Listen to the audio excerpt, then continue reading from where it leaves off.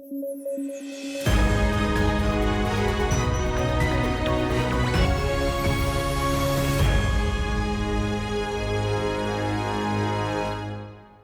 News at 9 programme में आपका स्वागत है। मैं हूं अमृत उपाध्याय।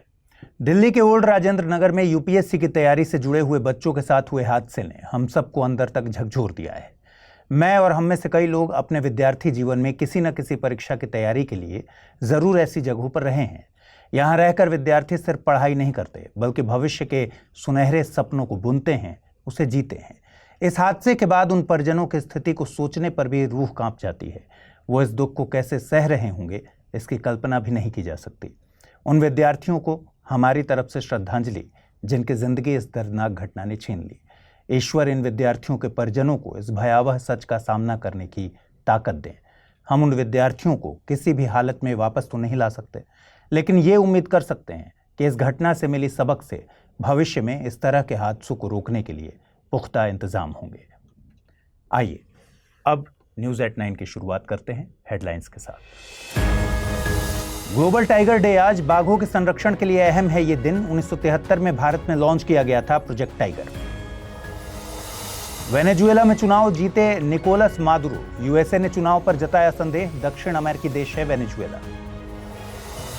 और vision for Viksit Bharat at 2047 an approach paper जारी। 2047 तक भारत को विकसित राष्ट्र बनाने का लक्ष्य। भारत की होगी 21वीं सदी।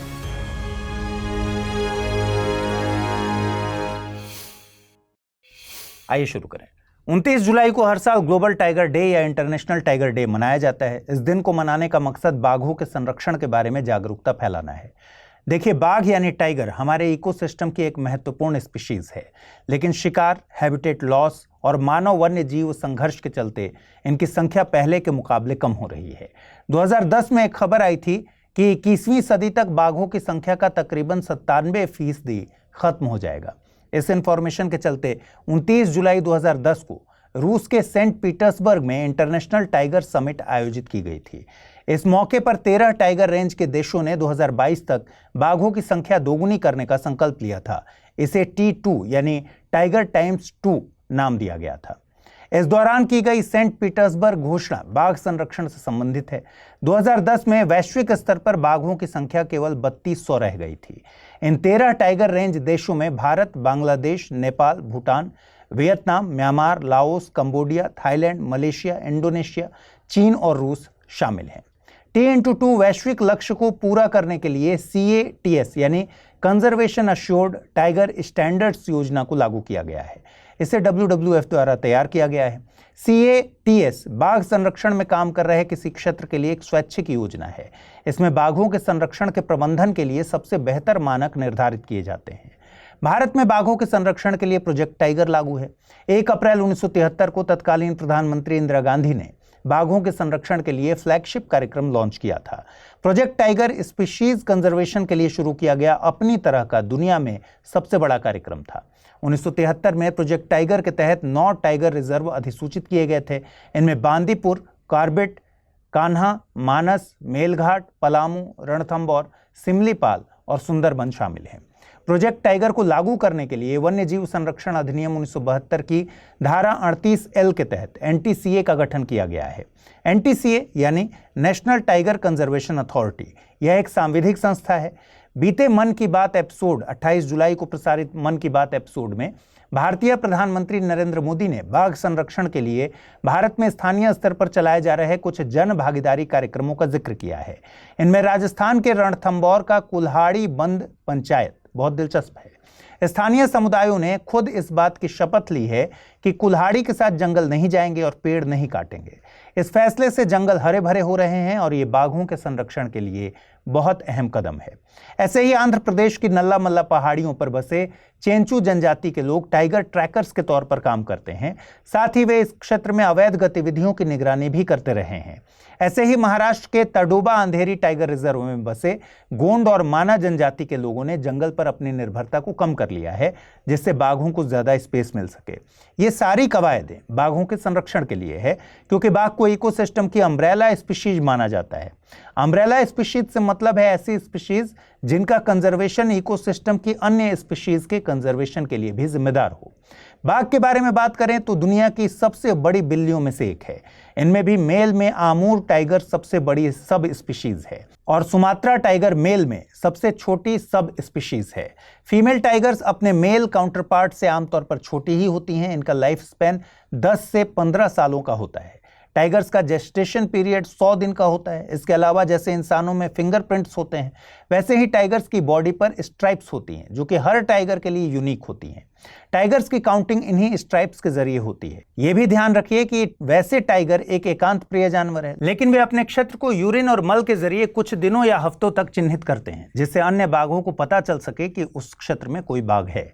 IUCN की रेड लिस्ट में इसका स्टेटस इंडेंजर्ड है। निकोलस मादुरो तीसरी बार वेनेजुएला के राष्ट्रपति बने हैं। वेनेजुएला के नेशनल इलेक्टोरल काउंसिल के मुताबिक निकोलस मादुरो को 51% वोट हासिल हुए। इन रिजल्ट्स पर अविश्वास केवल वेनेजुएला के विपक्ष द्वारा नहीं जताया जा रहा, बल्कि USA द्वारा ही चुनावी रिजल्ट्स को लेकर सवाल उठाए जा रहे हैं। USA की माने तो रिजल्ट्स वेनेजुएला के लोगों की आवाज को रिप्रेजेंट नहीं करते। आपको बताते हैं कि वेनेजुएला में दुनिया के सबसे बड़े ऑयल रिजर्व मौजूद हैं।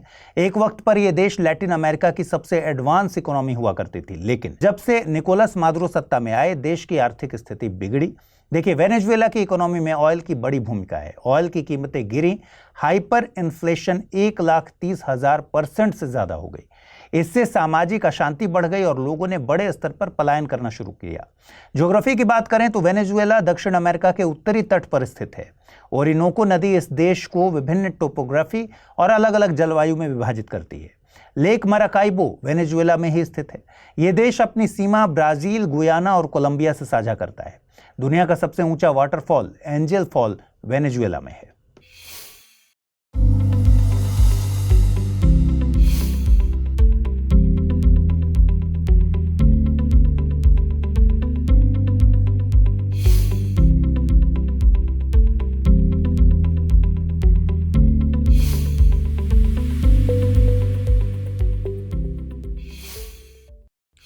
नीति आयोग ने vision for Viksit Bharat at 2047 an approach paper जारी किया है। इस पेपर के मुताबिक भारत को 2047 तक 18,000 अमेरिकी डॉलर प्रति व्यक्ति आय के साथ 30 ट्रिलियन अमेरिकी डॉलर की अर्थव्यवस्था बनने का प्रयास करना होगा। इन आंकड़ों के साथ ही भारत विकसित राष्ट्र की श्रेणी में खड़ा हो सकेगा। इसके लिए GDP के आंकड़ों में 9 गुना और प्रति व्यक्ति आय के आंकड़ों में 8 गुना की वृद्धि करनी होगी। इस पेपर में विकसित भारत की परिभाषा का भी जिक्र किया गया है। विकसित भारत से मतलब एक ऐसे भारत से है जिसकी सामाजिक, सांस्कृतिक, तकनीकी और संस्थागत विशेषताएं इसे एक समृद्ध विरासत वाले विकसित राष्ट्र के रूप में एस्टेब्लिश करेंगी, जो ज्ञान के अग्रिम मोर्चे पर कार्य करने में सक्षम होगा। पेपर की माने तो विकसित भारत विकसित देशों के सभी मानकों पर खरा उतरेगा। वर्ल्ड बैंक के मुताबिक एक उच्च आय वाले देश की सालाना प्रति व्यक्ति आय 14,005 USA डॉलर से ज्यादा होती है। भारत 2047 तक उच्च आय वाले देशों की सूची में शामिल होने का लक्ष्य रखता है। गौरतलब है कि 2047 तक भारत की आजादी के 100 साल पूरे हो रहे हैं। इस पेपर के मुताबिक भारत को मिडिल इनकम यानी मध्यम आय के ट्रैप से निकलने की जरूरत है। पेपर में कुछ चुनौतियों का भी जिक्र है जिनका समाधान करने की जरूरत है। इनमें विनिर्माण और लॉजिस्टिक्स में क्षमताओं को उन्नत करना, ग्रामीण और शहरी आय के बीच के अंतर को पाटना जैसी कुछ संरचनात्मक चुनौतियां शामिल हैं। पेपर में कहा गया है कि भारत को ऊर्जा, सुरक्षा, पहुंच यानी एक्सेस, अफोर्डेबिलिटी और सस्टेनेबिलिटी के बीच बैलेंस बनाने की जरूरत है। पेपर की माने तो भारत इतिहास में उस मोड़ पर है जहां से 21वीं सदी भारत की हो सकती है। भारत में इतनी क्षमताएं हैं कि उसकी वैश्विक स्तर पर एक विकसित राष्ट्र बनने की आकांक्षा पूरी हो सकती है। हाल ही में राष्ट्रपति द्रौपदी मुर्मू ने कुछ राज्यों में राज्यपालों की नियुक्ति की है। वहीं कुछ राज्यों में राज्यपालों को रीशफल किया गया है। पूर्व केंद्रीय मंत्री संतोष कुमार गंगवार को झारखंड का राज्यपाल नियुक्त किया गया है। वहीं CP राधाकृष्णन, जो पहले झारखंड के राज्यपाल थे, उन्हें अब महाराष्ट्र का राज्यपाल नियुक्त किया गया है। वहीं गुलाब चंद कटारिया को पंजाब का राज्यपाल नियुक्त किया गया है। लक्ष्मण प्रसाद आचार्य को असम का राज्यपाल नियुक्त किया गया है। साथ ही उन्हें मणिपुर का एडिशनल चार्ज भी दिया गया है। वहीं ओम प्रकाश माथुर को सिक्किम का राज्यपाल नियुक्त किया गया है। जिष्णु देव वर्मा को तेलंगाना का राज्यपाल नियुक्त किया गया है। हरिभाऊ कृष्ण राव बागड़े को राजस्थान का राज्यपाल नियुक्त किया गया है। राज्यपाल का पद भारत में राज्य कार्यपालिका का अहम हिस्सा होता है। संविधान के अनुच्छेद 153 में राज्यों के लिए राज्यपाल का प्रावधान है। संविधान के अनुच्छेद 155 के मुताबिक राज्यपाल को राष्ट्रपति के द्वारा नियुक्त किया जाता है, जैसे कि अभी हालिया नियुक्तियां राष्ट्रपति द्रौपदी मुर्मू के द्वारा की गई हैं। राज्यपाल राज्य में केंद्र सरकार के प्रतिनिधि के तौर पर काम करता है। हालांकि 1979 में सुप्रीम कोर्ट ने साफ किया था कि राज्यपाल का पद केंद्र सरकार के तहत रोजगार नहीं है, यह एक स्वतंत्र संवैधानिक पद है। अनुच्छेद 156 के मुताबिक राज्यपाल का कार्यकाल 5 सालों के लिए होता है। हालांकि वह राष्ट्रपति के प्रसाद पर्यंत पद धारण करता है। मतलब यह कि राज्यपाल के पास कार्यकाल की सुरक्षा नहीं होती, उसे राष्ट्रपति द्वारा कभी भी पद से हटा सकते हैं। अनुच्छेद 157 में राज्यपाल के पद की योग्यता का प्रावधान है। राज्यपाल के पद के लिए भारत का नागरिक और 35 साल की उम्र पूरी होनी चाहिए। इसके अलावा राज्यपाल के पद के लिए कोई योग्यता निर्धारित नहीं है, लेकिन राज्यपाल की नियुक्ति के समय सरकार या आयोग की सिफारिशों को ध्यान रखा जाता है। जैसे राज्यपाल की नियुक्ति जिस राज्य में की जा रही है, वो व्यक्ति उस राज्य से संबंधित न हो, जिससे वो स्थानीय राजनीति से स्वतंत्र रह सके। इसके अलावा राज्यपाल की नियुक्ति के वक्त राष्ट्रपति संबंधित राज्य के मुख्यमंत्री से मशविरा करते हैं, जिससे राज्य का प्रशासन आसानी से चल सके। मुख्यमंत्री राज्य में चुनी हुई सरकार से आते हैं। राज्यपाल केंद्र के प्रतिनिधि के तौर पर काम करते हैं। ऐसे में जिन राज्यों में मुख्यमंत्री केंद्र सरकार से अलग पार्टी के होते हैं, वहां दोनों पदों के बीच विवाद ज्यादा देखने को मिलता है।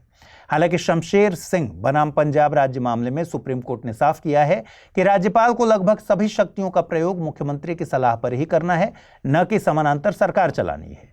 विशेषज्ञों के मुताबिक संविधान के अनुच्छेद 157 के प्रावधानों को रिवाइज किए जाने की जरूरत है, जिससे राज्यपाल के पद के लिए कोई क्राइटेरिया फिक्स किया जा सके। वर्तमान में किसी एक राज्य में पार्टी के लिए पॉलिटिकल कैंपेनिंग करने वाला व्यक्ति दूसरे राज्य के लिए राज्यपाल नियुक्त कर दिया जाता है। ये प्रैक्टिस किसी पद की स्वतंत्रता को सीमित करती है।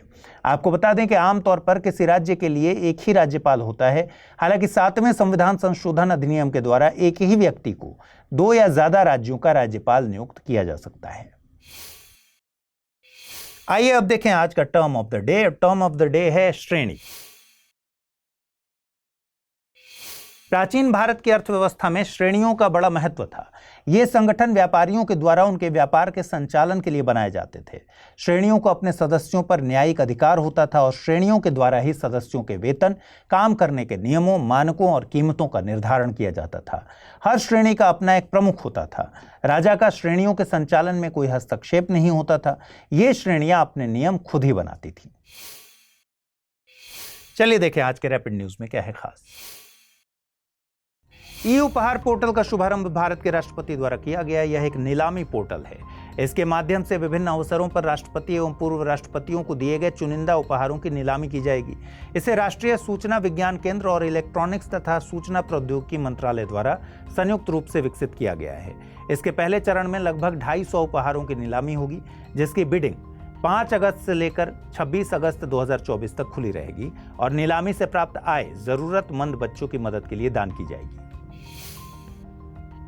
भारत ने रूस से प्राप्त S-400 air defence missile system के साथ युद्ध जैसे परिदृश्य में परीक्षण किया। इस परीक्षण के परिणाम काफी सकारात्मक हैं। दरअसल भारतीय वायुसेना द्वारा किए गए एक अभ्यास में S-400 प्रणाली ने 80% दुश्मनों को मार गिराया और शेष 20% को पीछे हटने और मिशन को छोड़ने के लिए मजबूर होना पड़ा। यहाँ आपको बता दें कि रूस के S-400 को भारतीय वायुसेना ने भगवान कृष्ण के शक्तिशाली सुदर्शन चक्र के नाम पर सुदर्शन नाम रखा है। बैंकॉक थाईलैंड में आयोजित ADPC यानी एशियन डिजास्टर प्रिपेयर्डनेस सेंटर की बैठक में भारत ने ADPC की अध्यक्षता संभाली। भारत की अध्यक्षता 2024-25 के लिए होगी। ADPC की स्थापना 1986 में एक गैर लाभकारी स्वायत्त क्षेत्रीय संगठन के रूप में की गई थी। यह एशिया प्रशांत क्षेत्र में प्राकृतिक खतरों और जलवायु परिवर्तन के मौजूदा और उभरते नकारात्मक प्रभावों से निपटने के लिए एक तंत्र प्रदान करता है। इसके संस्थापक सदस्यों में चीन, भारत, नेपाल, बांग्लादेश, कंबोडिया, पाकिस्तान, फिलीपींस, श्रीलंका और थाईलैंड शामिल हैं। इसका मुख्यालय बैंकॉक, थाईलैंड में स्थित है। भारतीय महिला शूटर मनु भाकर ने ओलंपिक में भारत को पहला पदक दिलाकर इतिहास रच दिया। उन्होंने 10 मीटर एयर पिस्टल इवेंट में 221.7 अंक के साथ ब्रॉन्ज मेडल अपने नाम किया। इसके अलावा शूटिंग में भारत को पदक दिलाने वाली पहली महिला खिलाड़ी वो बन गई हैं। इससे पहले रमिता जिंदल ने महिलाओं की 10 मीटर एयर राइफल्स के फाइनल में जगह बनाई थी और निशानेबाजी में भारत को 12 साल बाद पदक मिला है। इससे पहले राज्यवर्धन सिंह राठौड़ ने एथेंस 2004 में पुरुषों के डबल ट्रैप में सिल्वर मेडल के साथ शूटिंग में भारत का पहला ओलंपिक पदक जीता था। अभिनव बिंद्रा ने बीजिंग 2008 में पुरुषों के 10 मीटर एयर राइफल में शूटिंग में भारत का एकमात्र गोल्ड मेडल जीता था। गगन नारंग और विजय कुमार ने शूटिंग की अलग अलग कैटेगरी में लंदन 2012 खेलों में क्रमशः ब्रॉन्ज और सिल्वर मेडल जीता था। भारत में आयोजित 46वें विश्व धरोहर समिति सत्र के दौरान विश्व धरोहर सूची में 25 नए ऐतिहासिक स्थलों को शामिल किया गया है। इन शामिल किए गए स्थलों में 19 स्थलों को सांस्कृतिक विरासत स्थलों के रूप में शामिल किया गया, जबकि 4 को प्राकृतिक श्रेणी और 2 को मिश्रित श्रेणी में शामिल किया गया। भारत पहली बार विश्व धरोहर समिति बैठक की मेजबानी कर रहा है। यह बैठक विश्व धरोहर से संबंधित सभी मामलों के प्रबंधन और विश्व धरोहर सूची में शामिल किए जाने वाले स्थलों पर निर्णय लेने के लिए जिम्मेदार होती है।